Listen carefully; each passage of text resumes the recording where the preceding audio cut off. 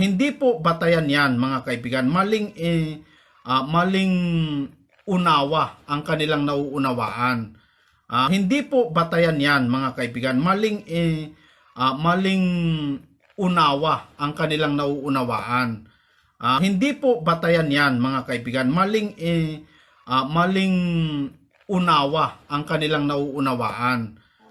Sa puntong ito ng ating programa, kung hindi ka pa nakasubscribe, pakiclick po ng subscribe button at ang notification bell para updated po tayo sa ating mga susunod na videos. Kaya, let's go at simulan na natin!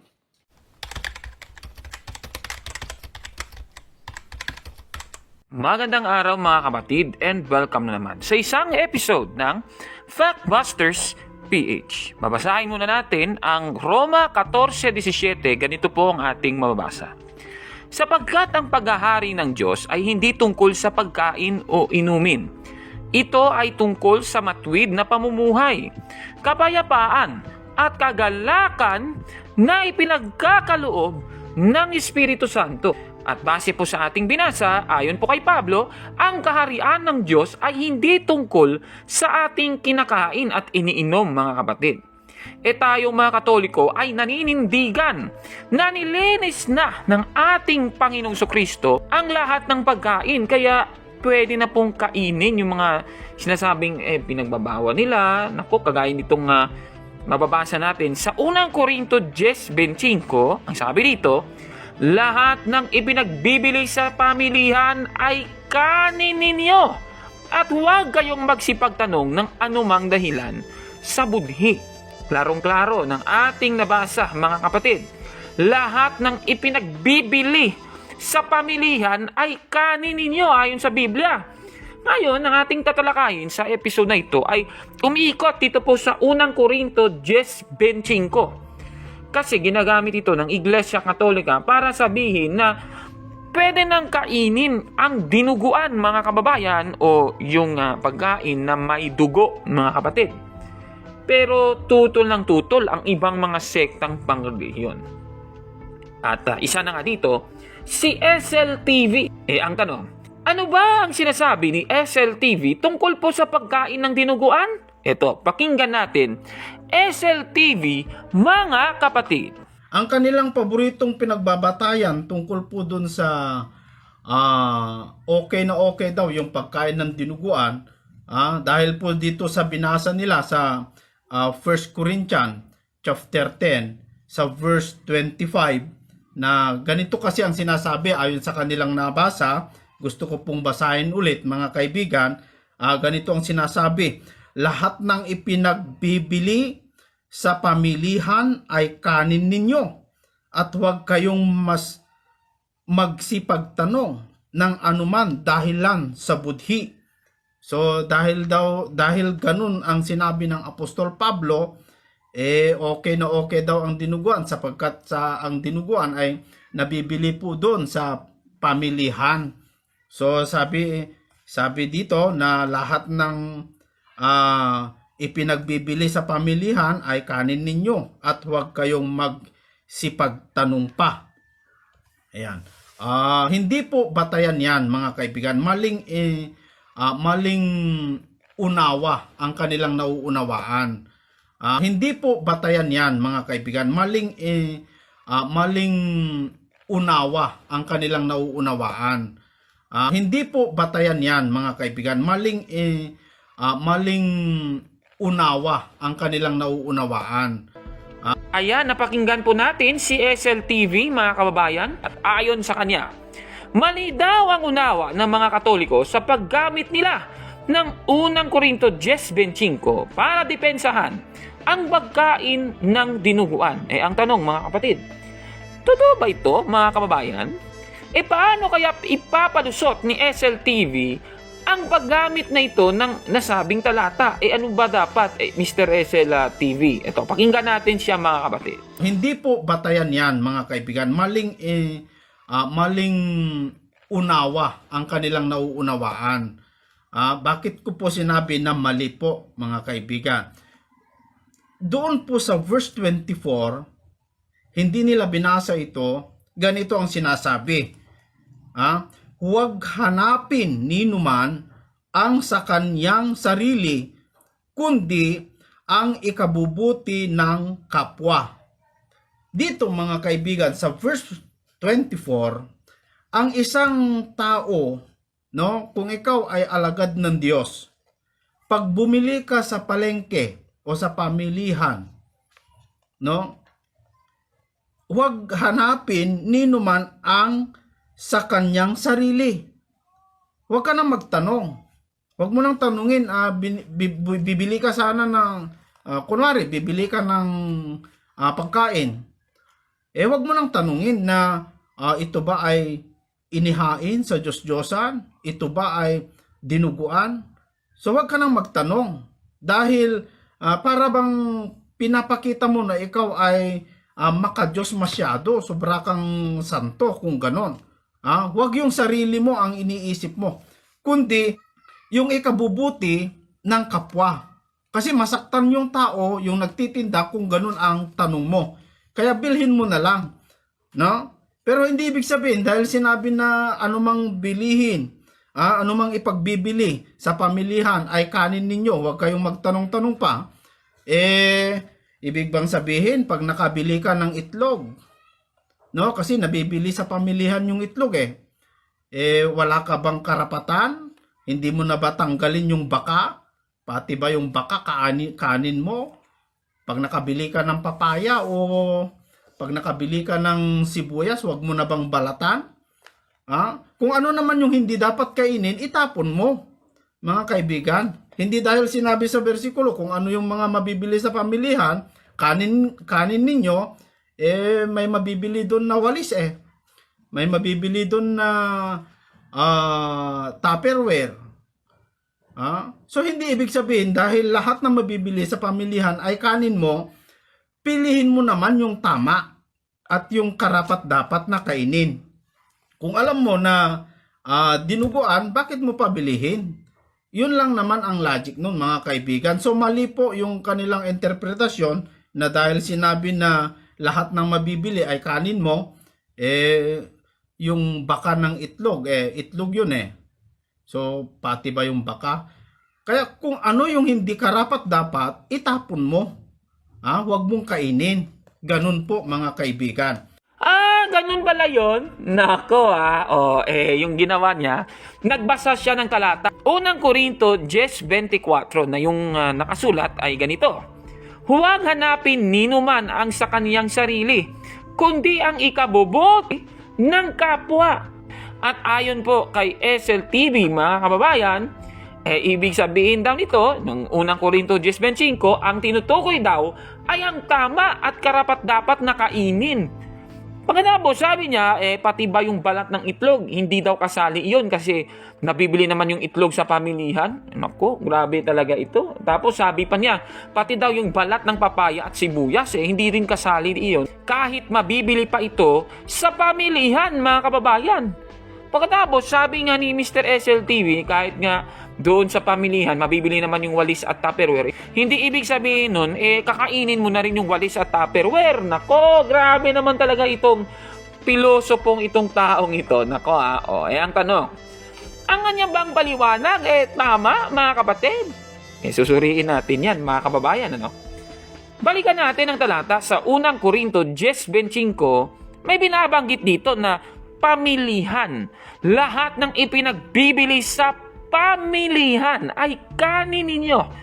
Medyo general itong translation na ito ng ang dating Biblia, mga kababayan. Pero ito yung tanong, mga kapatid. Anong klaseng pamilihan ba ang tinutukoy sa nasabing talatang ito? Titingnan natin, mga kababayan, eto. Susuriin natin sa Grego, mga kababayan. Ang nasabing talata, unang Korinto 10:25, yung tinutukuyan ng salitang pamilihan ay makelyo, mga kapatid. Meat market. At ayon po sa Thayer's Greek Lexicon, ang makelyo ay isang lugar kung saan binibenta ang karne at iba pang articles of food, mga kapatid. Ito pala ay pamilihan ng karne in general. Kaya nga dito sa salin ng magandang balita Biblia, Yung pamilihan ay itranslate ng nasabing salin na tindahan ng karne. Pati ba yung Tupperware nabebenta ba sa tindahan ng karne? Nako, SLTV, napakapalpak naman yan. Pati ba yung walis, mabibili mo sa pamilihan ng karne? Nako, SLTV, palpak talaga yung unawa sa Biblia nito. Wala talaga ito, mga kababayan. Nako, ibig sabihin, mga karne at iba pang mga pagkain na mabibili mo sa pamilihan ng karne ang binibenta sa tinutukoy na pamilihan sa 1 Korinto 10:25. Kaya itong sinasabi niya, pati daw yung walis, Tupperware. Naku, grabe talaga itong taong ito. Palpak sa Biblia. Sabi pa nga niya, pati medyas daw di nga nakaligtas yung medyas Ipapakain daw sa inyo. Ito, pakinggan natin yung palpak na unawa ni SLTV. Naku talaga. Magsuri po tayo ng talagang tunay na aral ng Diyos na hindi basta nabasa lang, nabasa lang na si Kristo ay tao, taong-tao na, mali po yun, mga kaibigan at mga kapatid. No, nakabasa lang na lahat ng nabibili sa pamilihan, kanin mo. Kahit nakabili ka ng medyas, kanin mo na ba? No? Kahit nakabili ka ng medyas, kanin mo na ba? No? Kahit nakabili ka ng medyas, kanin mo na ba? No? Grabe talaga itong taong ito. Pati medyas ipapakain sa inyo. Nako, talagang bulaan talaga itong taong ito. Kaya, halatang palpak at kulang ang unawa ni SLTV sa Biblia, mga kababayan. Kaya sa sinasabing ito ni SLTV, ang isang tao, no, kung ikaw ay alagad ng Diyos, pag bumili ka sa palengke o sa pamilihan, no, huwag hanapin nino man ang sa kanyang sarili. Huwag ka nang magtanong. Huwag mo nang tanungin, bibili ka sana ng, kunwari, bibili ka ng pagkain. Huwag mo nang tanungin na ito ba ay inihain sa Diyos-Diyosan? Ito ba ay dinuguan? So huwag ka nang magtanong. Dahil para bang pinapakita mo na ikaw ay maka-Diyos masyado, sobra kang santo kung ganon. Huwag yung sarili mo ang iniisip mo, kundi yung ikabubuti ng kapwa. Kasi masaktan yung tao, yung nagtitinda kung ganon ang tanong mo. Kaya bilhin mo na lang. No? Pero hindi ibig sabihin, dahil sinabi na anumang bilihin, anumang ipagbibili sa pamilihan ay kanin ninyo, huwag kayong magtanong-tanong pa. Ibig bang sabihin, pag nakabili ka ng itlog, no? Kasi nabibili sa pamilihan yung itlog wala ka bang karapatan? Hindi mo na ba tanggalin yung baka? Pati ba yung baka kanin mo? Pag nakabili ka ng papaya o pag nakabili ka ng sibuyas, wag mo na bang balatan? Kung ano naman yung hindi dapat kainin, itapon mo, mga kaibigan. Hindi dahil sinabi sa bersikulo kung ano yung mga mabibili sa pamilihan, kanin ninyo, may mabibili doon na walis May mabibili doon na Tupperware. So hindi ibig sabihin dahil lahat na mabibili sa pamilihan ay kanin mo, pilihin mo naman yung tama at yung karapat-dapat na kainin. Kung alam mo na dinuguan, bakit mo pabilihin? Yun lang naman ang logic nun, mga kaibigan. So mali po yung kanilang interpretasyon na dahil sinabi na lahat ng mabibili ay kanin mo, yung baka ng itlog, itlog yun So pati ba yung baka? Kaya kung ano yung hindi karapat-dapat, itapon mo. Huwag mong kainin. Ganun po, mga kaibigan. Nako, napakapalpak kaya. Busted! Yan! Palpak! Nako, kawawang SLTV ito. Nakakahiya. Talaga. Nako Ano pa ba ang sinasabi ni SLTV tungkol sa pagkain ng dinuguan? Ito, pakinggan natin muli. SLTV, mga kapatid.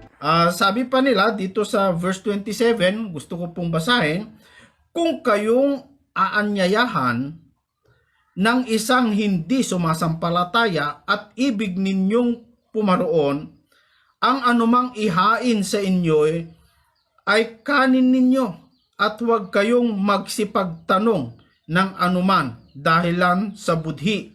So dahil daw dito, pwede mo na rin daw kainin na kahit ano, pwede mong kainin. Yun po ang katwiran nila. Kaya pag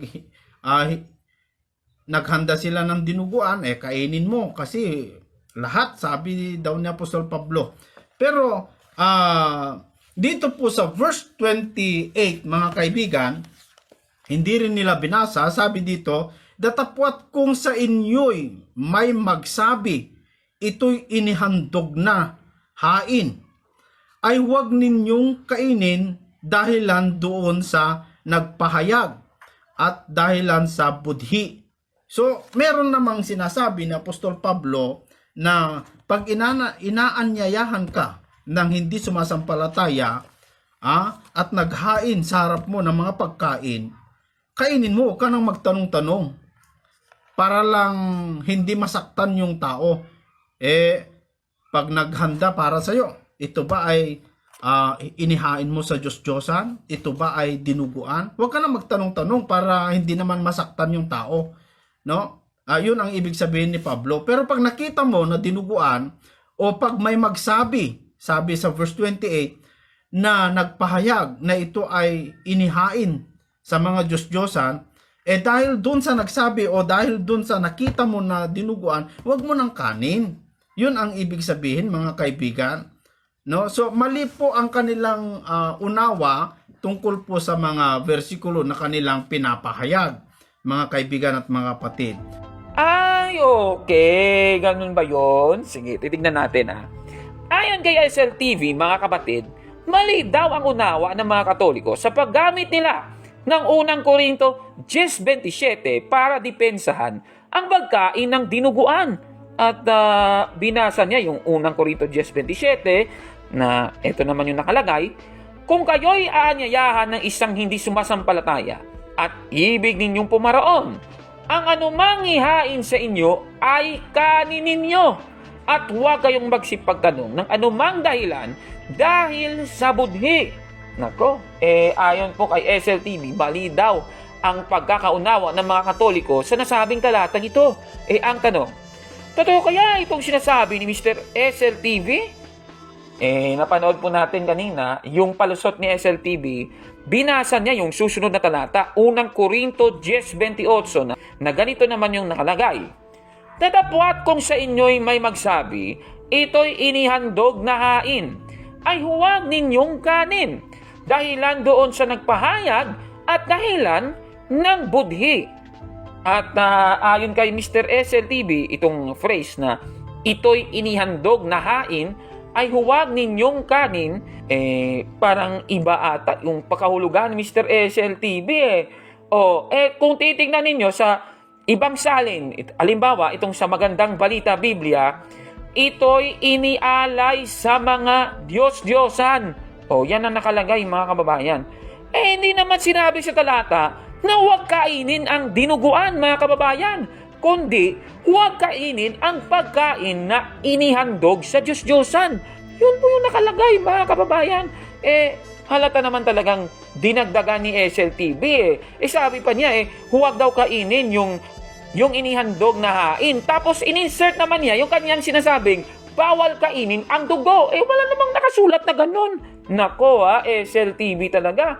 Kaya mula dito, mga kababayan, nalaman natin na dinagdagan talaga ni SLTV ang nakasulat sa talatang ito. Tandaan po natin, ang pagkain na iniaalay lang sa Diyos-Diyosan ang hindi po pinapakain ayon sa talatang ito. Kaya halatang mga palpak at katusuhan talaga ang sinasabi ni SLTV para lang makapalusot, mga kababayan. Nakasulat na nga sa Biblia, lahat ng nasa pamilihan na ibinibenta ay kanin ninyo. Bakit ayaw mong kumain ng dinuguan, Mr. SLTV? Nako palpak talaga. Kaya itong sinasabi niya na pati unang Korinto 10:27, mali daw ang paggamit ng mga Katoliko. Dito po sa verse 28, mga kaibigan, hindi rin nila binasa, sabi dito, datapwat kung sa inyo'y may magsabi, ito'y inihandog na hain, ay huwag ninyong kainin dahilan doon sa nagpahayag at dahilan sa budhi. So, meron namang sinasabi ni Apostol Pablo na pag inaanyayahan ka ng hindi sumasampalataya at naghain sa harap mo ng mga pagkain, kainin mo, huwag ka nang magtanong-tanong para lang hindi masaktan yung tao. Pag naghanda para sa'yo, ito ba ay inihain mo sa Diyos-Diyosan? Ito ba ay dinuguan? Huwag ka nang magtanong-tanong para hindi naman masaktan yung tao. No? Yun ang ibig sabihin ni Pablo. Pero pag nakita mo na dinuguan, o pag may magsabi, sabi sa verse 28, na nagpahayag na ito ay inihain sa mga Diyos-Diyosan, dahil dun sa nagsabi o dahil dun sa nakita mo na dinuguan, huwag mo nang kanin. Yun ang ibig sabihin, mga kaibigan. No? So mali po ang kanilang unawa tungkol po sa mga versikulo na kanilang pinapahayag, mga kaibigan at mga kapatid. Busted! Yan! Palpak! Nako, napakapalpak. Talaga. Nako tandaan po natin, base po sa unang Korinto 10:28, ay hindi po pwedeng kainin yung pagkain na iniaalay or hinihain sa mga Diyos-Diyosan. At sa Pilipinas, uso nga itong padugo, mga kapatid, yung mga nagpapatayo ng bahay o mga gusali, bago po ipapatayo o habang malapit nang matapos na ipatayo yung bahay, nagpapadugo sila, mga kababayan. Hindi po pwede yun sa Iglesia Katolika. Bawal po yun, mga kapatid. Ayon kay Father Daniel Estacio ng Office of Exorcism, Diocese of Pasig, bawal po yung padugo, mga kababayan. Labag po yan sa doktrina ng Iglesia Katolika, mga kababayan. Pero, tandaan natin, ang kaharian ng Diyos, mga kababayan, hindi po talaga tungkol sa pagkain o inumin, mga kababayan. Anong masasabi ninyo sa ating episode ngayon? Comment down below, mga kababayan. At kung like mo ang video na ito, paki-smash ng like button at mag-subscribe na sa aking YouTube channel, Factbusters PH. Kaya, huwag maniwala sa sabi-sabi. Check muna kung fact nga talaga. Hanggang sa susunod na episode. Ako po si Kaburnok at ito ang Factbusters. Mga kapatid, magandang araw po at kapayapaan ay maghari sa ating isipan at sa ating puso. At follow and subscribe, Factbuster PH at The Beloved Catholic sa Facebook page ni Kaburnok. At abangan nyo si Kaburnok, no?